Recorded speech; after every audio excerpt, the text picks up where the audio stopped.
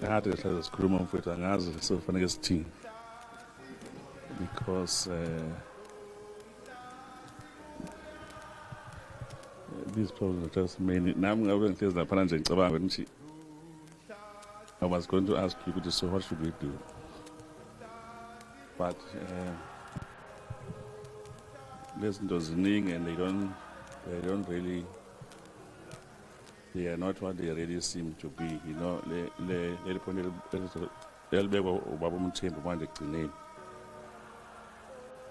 as to how angry we all are about Lende Krunya, Matrak Shop and so on. And if you look his argument, which is what Kunya would say, 140 billion. So there are many things that Sibuwanje Galura, and it's not really what you see at face value. The question is, Siagwas can understand the law. I was talking this morning with a professor of economics about something that became aware of recently. You know,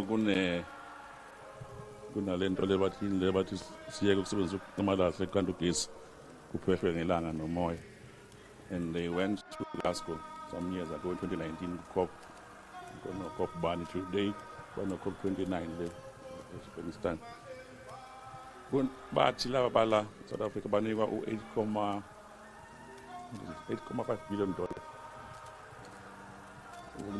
okuvala stage lapha eMpumalanga kwenziwa ukuthi ba-decarbonize. Now, kunaba ama-academics lapha beza khipha iphepha ngoMarch ukuthi le mali lena yasho na. You know, when I read that paper, I got so annoyed and agitated. And I was saying to this professor, you know, you need to understand land, what does it represent and how much of these things are happening. The $8.5 billion I think it was mostly 4% grant and the rest is a loan, which means our nation has to pay back this money to the countries that gave it. But what ticked me off mostly, you know, South Africa, for public consultation and budgets and so on. By the time those budget hearings and so on, public hearings were held, 5.6 billion of these 8.5 billion had already been dispersed to companies that belong to countries that gave us the loan. Yeah, and 4% of this is grants, and 96% of it is loan. But before they could pretend to consult us, they already been given 6.5 billion of this to the countries that borrowed us money. You know, now I read about these things really. You know, John Perkins wrote about them in the Economic Confessions of a Economic Hitman. I just couldn't believe it could take place here, because I thought we were sophisticated more than that. So I found it very embarrassing that that kind of thing happened here. And the reason why I went to look for this subject, last week sometime, what's his name? Jose, he came out in the Times and said, if I had my way, you know, they meant us we'll go and restart the units at the Omati. We closed a power station which was the best performing power station at the time that we closed it. And because someone gave us money and said decarbonize, we are getting 270 megawatts of intermittent energy. We remove 1,000 megawatts. But they broke it so that there's less coal used. And I went to look at this whole thing in the background, and then I found this report. So we broke the station that works so that we don't use coal, and then they say we must fire up our plants and factories. You can't run a factory in the wind. But secondly, I live in Richards Bay. Every day, hundreds and hundreds of trucks are damaging our roads and blocking us. They can't move effectively because the coal is being taken to Germany and elsewhere in Europe. but they say we mustn't use this coal. You know. But who are these people running our country that agree to that kind of nonsense? Really? It just seems so clear and obvious, but how do we agree to this?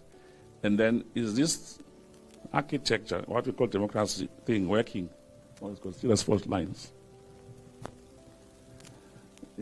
I'm just asking questions, you know. I mean, seriously, who is in charge? It seems like it's really not us. You know, oh no, don't use coal, but you're making us dig coal and ship it to you. So I don't know, I just get frustrated with these things, but we need to find out a way now, beyond speaking here. What practical actions can we take to deal with this thing? But number two, and how is the thing transmitting itself in the current architecture? Because clearly there are some mechanisms they are using to let it all happen, and then just nothing happens. Now, finally, you know, I read that, we all know, they say ESCOM is owing, there's a liability, debt grew. When remember Pagamani, what's this sort of guy? Pagamani used to teach here at USDW. He became CEO of ESCOM, and within 3 years, when he left, and it has so many CEOs, over that short time, ending with that director, the debt is now 500 billion. And the guarantees that government gave last time on budget to ESCOM, 500 billion, almost half a trillion. But at the same time, ESCOM says there was no maintenance, there was nothing happened, it broke down, things were not working. My question is, if they were borrowing so much money, where was that money going? How can you say your debt grew from R1 billion to 500 billion, and all your machines and power stations are broken, all your vehicles are old, everything is just messed up, but when you borrow this 500 billion, where did it go to? Because our children have to pay this money in the next few years. I haven't looked at that in detail, but this report that says the money went back to the countries that gave us loan, it just makes me think, and I hope I'm wrong, that probably these things are happening in many other areas.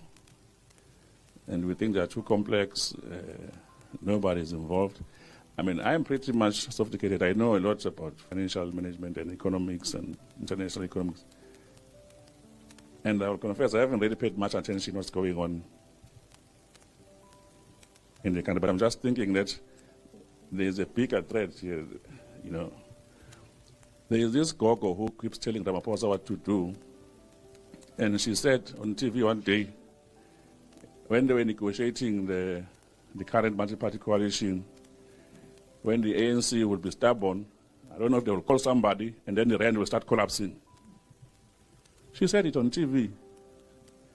She said each time they resisted a point, the rand will start tanking, and then there will be panic in the media, and then the ANC will soften up, and then they'll get what they want. There will be movement.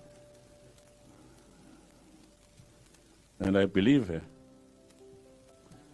So, I don't know, man. This thing's just messed up. We need to find a way to deal with it beyond just talking. Thanks.